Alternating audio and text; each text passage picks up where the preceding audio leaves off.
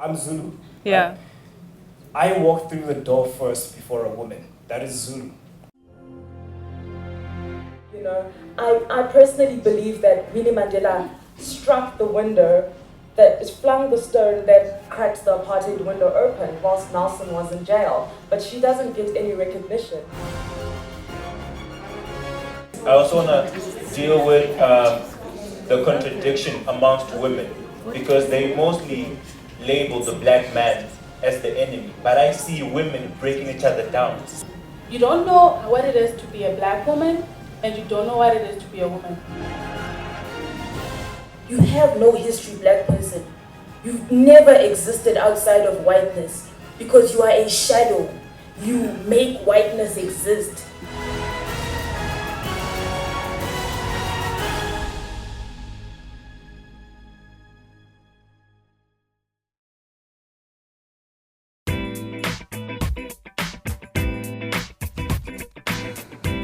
Think about the land rights movement in some of the rural areas like KZN, the Eastern Cape, and how women were not allowed to own land, and even during the apartheid era, women's names did not appear on title deeds. You know, so I think that's where we're starting at a historical level, and then obviously we bring it into more contemporary, present time conversation. It sort of fortifies my thinking in that, as a black woman, that the black woman is the marginalized within the marginalized.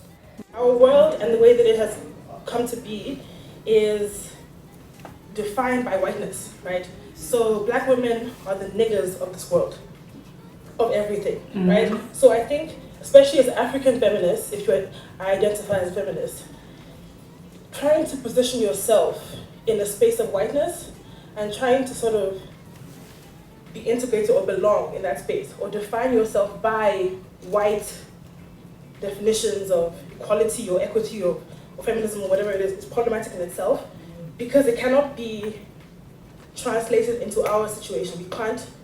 I am Nigerian. I don't have the same kind of cultural experience as an American girl. Even if she's black, has my hair and everything, our lives are very different. For us to find a way forward, we need to stop trying to, assimilate to whiteness, because it was never supposed to be for us.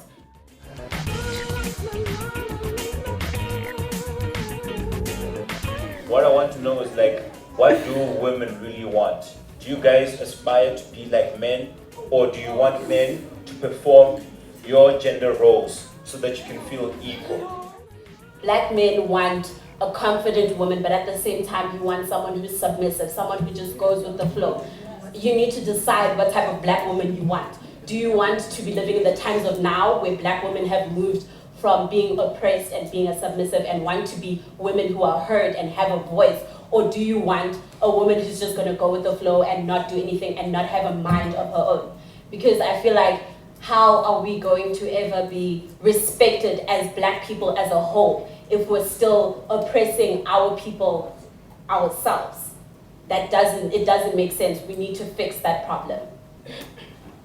I think that our society now is so violently patriarchal, and I think just to sort of touch on what you guys are saying, the problem is that the only people who are fighting for these rights or issues or whatever are black women. Black men are not concerned with our safety, our problems, what we have to deal with on a daily basis. The first thing that I want to say is that it really pains me to see that black women feel as if black men have let you down. It really pains me to see this because, first of all, it is not the majority of black men who agree with this. But even if it is, you have to change it. And I certainly do not believe that that is representative of the majority of black men, right? These men that you are describing are irrational, insecure men, right? And those men cannot be used to make an extrapolation on the sum total of us. That is absolutely ridiculous, right? First of all, I just wanted to tell you that this is the wrong space to be practicing tone policing.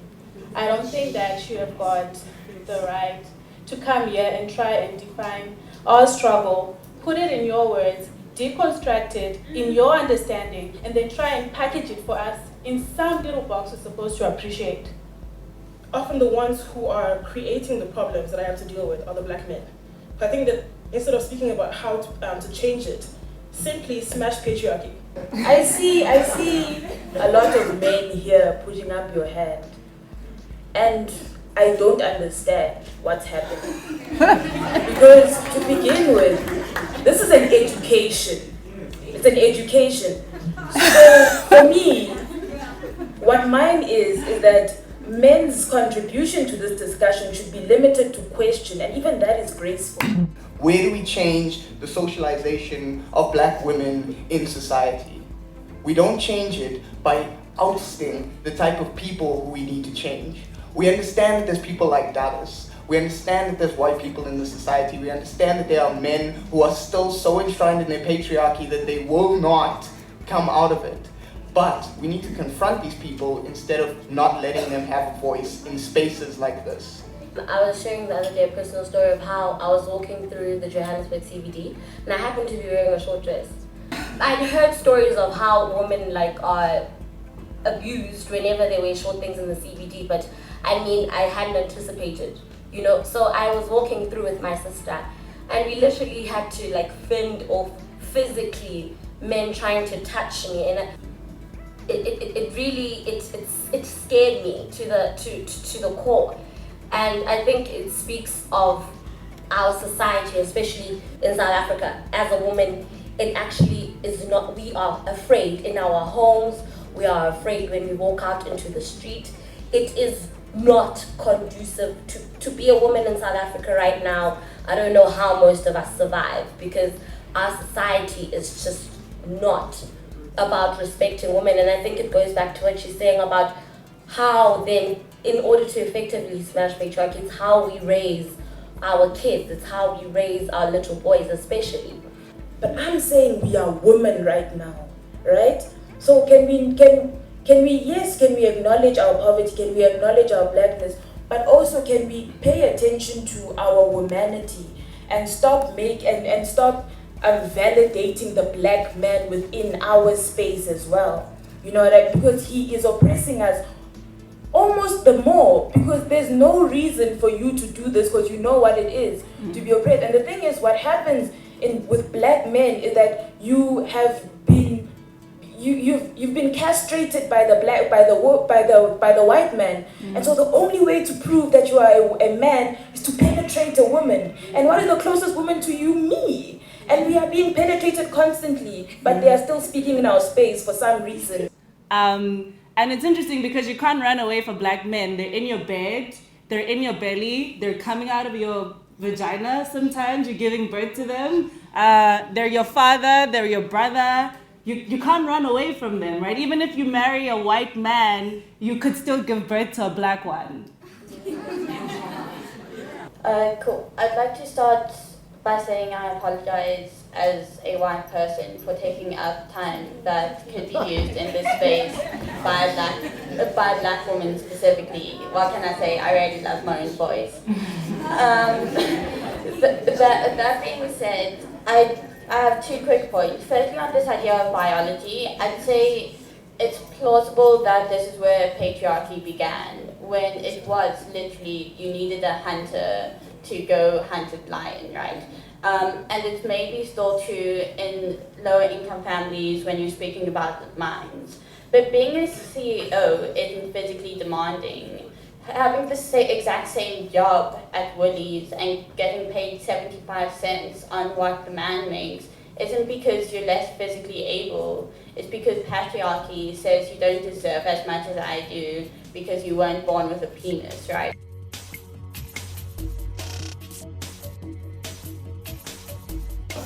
The contradiction amongst women, because they mostly label the black man as the enemy. But I see women breaking each other down. It's sad.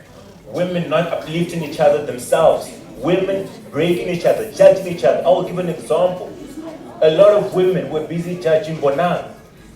You guys are not united. I am a first-year student, and ever since coming to Wits, I think one thing I've realized in the big bad world is I find myself in a place where women are competing with me instead of trying to be my partner.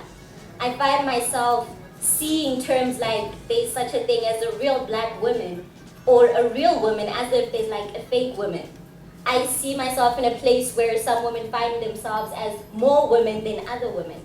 Like a lady that wears a dress is supposedly more of a woman than a lady that chooses to wear pants. I find myself where women are actually the ones slut-shaming and actually asking the girl, what did you do to deserve this? How were you behaving? And I think we're trying to start a car without gas. We're trying to fight patriarchy when we should be uniting first and then as a unified force try to fight patriarchy. I can't be simultaneously fighting men and also fighting women. I think that we need to create a space where women are firstly for women before we try to tackle other problems. And in trying to find people that are going to mentor me and trying to help me grow, I instead find older ladies putting themselves in a position where they are competing with a 19-year-old for men, for money, for 1, 2, 3 or the other. I guess there's a couple of things which I'm gonna throw out there. Is one of the things is around queer identities. I think the perfect intersectionalities when it comes to patriarchy, particularly for black people, is around black queer identities that plays out in so many different messed up ways. And I guess the thing that I'm going to throw out here in this room is the fact that in saying that and recognizing patriarchy in the way that it plays out, how do we still stand as homophobes who are feminists, who are black African feminists at the same time? How does that come together, right?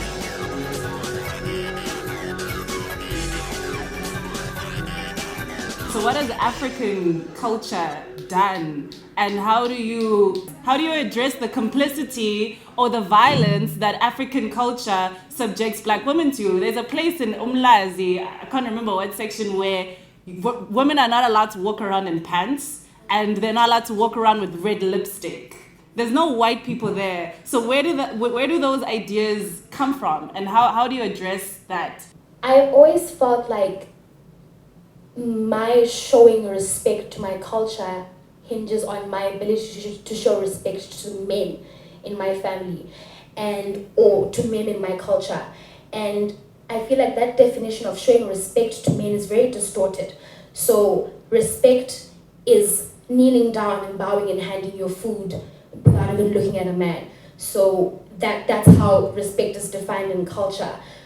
So things like that are problematic, and we need to redefine that. But I think also we need to force black men to listen to us.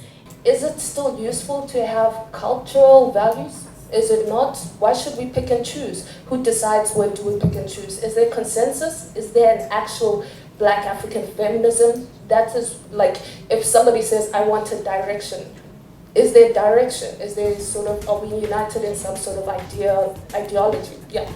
The question of, are we busy talking about how we're going to go home and change the minds of our forefathers and our parents and so forth, and missing the point that we don't have the time to change their minds. We actually have time to create a new kind of culture, right? So culture is always evolving. It has to adapt to the time and the age and to the environment that it's in, and we have the opportunity to do that. So are we wasting time trying to go and educate people that are not, at the end of the day, going to follow the same streamline of thinking that we are? Because you must understand, these people have gone through, our parents have gone through a lot of things. Besides colonization and apartheid, they had their own cultural experiences that we don't know about today, and it's going to be very difficult to uproot those instead of just building upon them.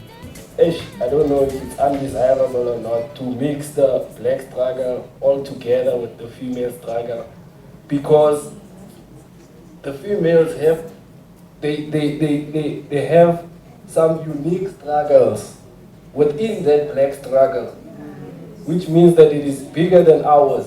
And as much as I would like to imagine what they are going through and stand there like the white liberal and explain to them what their problems here are, as much as I want to do that, I just don't have those experiences.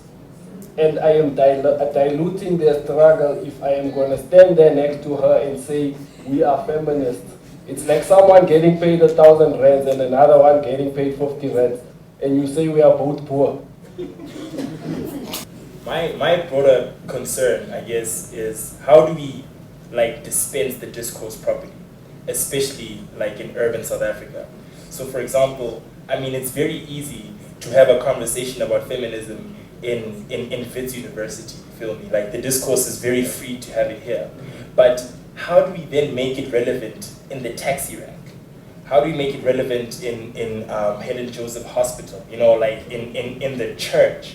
Yeah. That's because that's where black women, are predominant, and you know what I mean? Not just here at the university, not just in these academic spaces. So for me, I guess the challenge for feminism, black consciousness, and many other social movements is how do we get to the working class woman, right? How do we get to the working class person in general, given, I guess, the urban spaces that we live in right now?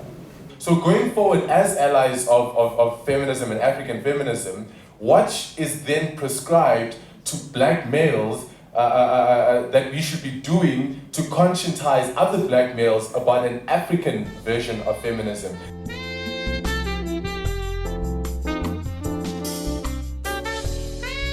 I think recently this week or something, in the Vanguard magazine, I haven't read the article, but it did pose a great question.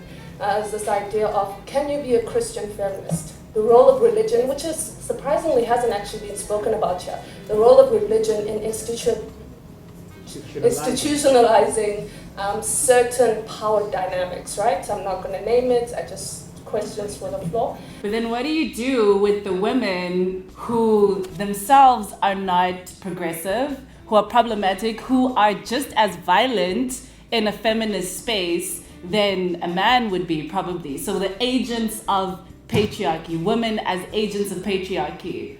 As a woman, I can say I'm a feminist.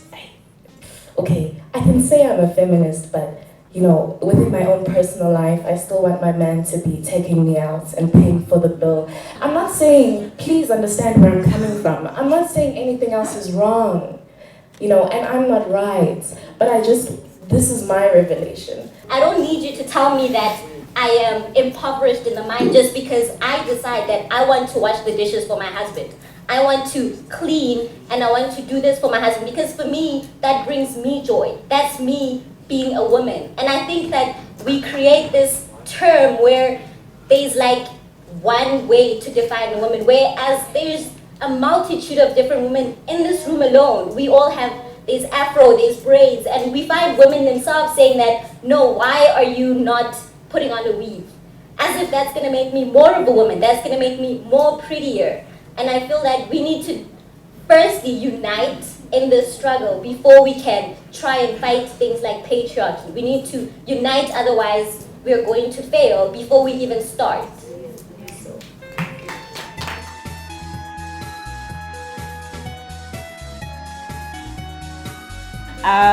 The Wits Centre for Diversity Studies will be hosting a conference similar to this next year on decolonizing feminism.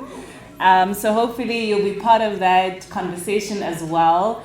And also, let's think some more about how can we deal with the tensions of this rural and urban, aspect and tensions that still are prevalent when it comes to feminism. So how we interact with our boyfriends, how we interact with our brothers. So when you go home today, how have you allowed this conversation to shape your conduct?